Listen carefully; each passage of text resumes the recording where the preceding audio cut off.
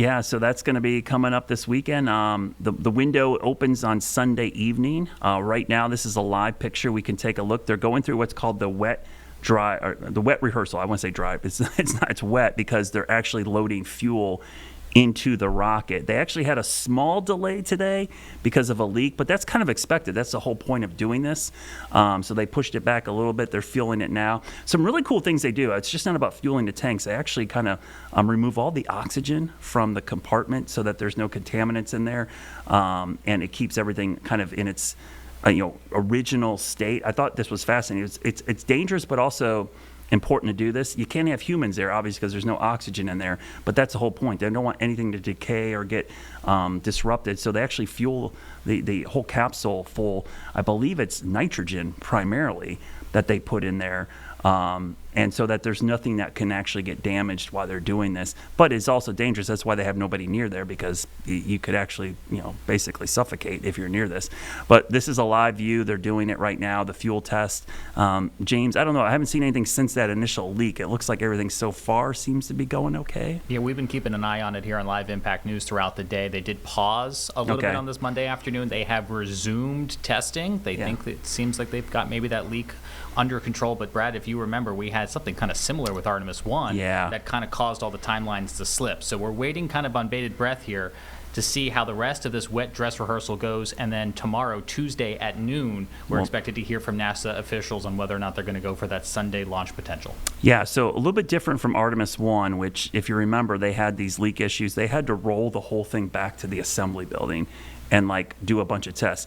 This go around, they actually can keep it out there for up to 2 windows, if I'm not mistaken. That's right. So there's a launch window this weekend, which was supposed to be longer. It got shortened by 2 days. Now it goes Sunday, Monday, possibly Tuesday. I'm not sure when the drop dead date is on this window. I think it's Monday or Tuesday, if I'm not mistaken. It's during the overnight hours. So yeah, it's some weird. After that, we got to wait a month. Yeah, so you got to wait a month, because you got to remember this. We're going to the moon, so this is all based on the lunar cycle. So it has to be close to that calendar. So they can leave it out there. If we don't go this weekend, they can wait another month, go through that window before they would ever have to roll it back to the assembly building, and then likely recharge things, have to go do some testing and stuff. So unlike Artemis I, they've got a little bit more leeway to leave it out there. But James and I were talking, and Alex, you could chime in on this. With this Arctic blast that we had, there's this concern, did the cold temperatures have some type of impact on the rocket?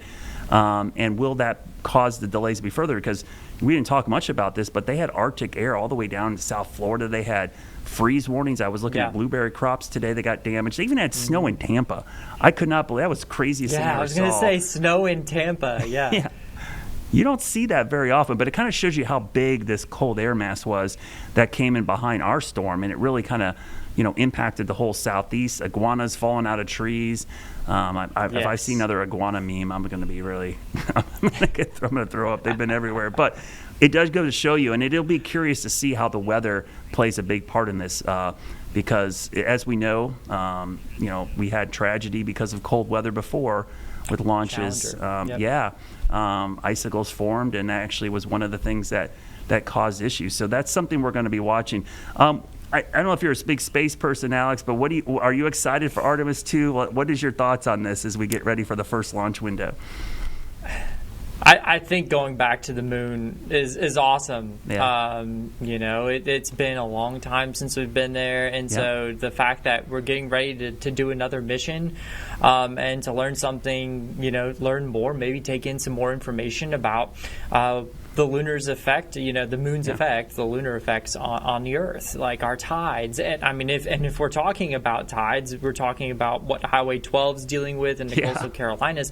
Unfortunately, this system also occurred, as you mentioned earlier, this week with a full moon. So the moon's impact is important on the Earth, and maybe how far do they go with this dress rehearsal? I know they're not going to ignite anything, but how are they? What are they checking as they're going through this dress rehearsal? So the goal is to completely fuel the rocket fully, like they were going to launch, and it's basically to test for leaks and make sure everything is working.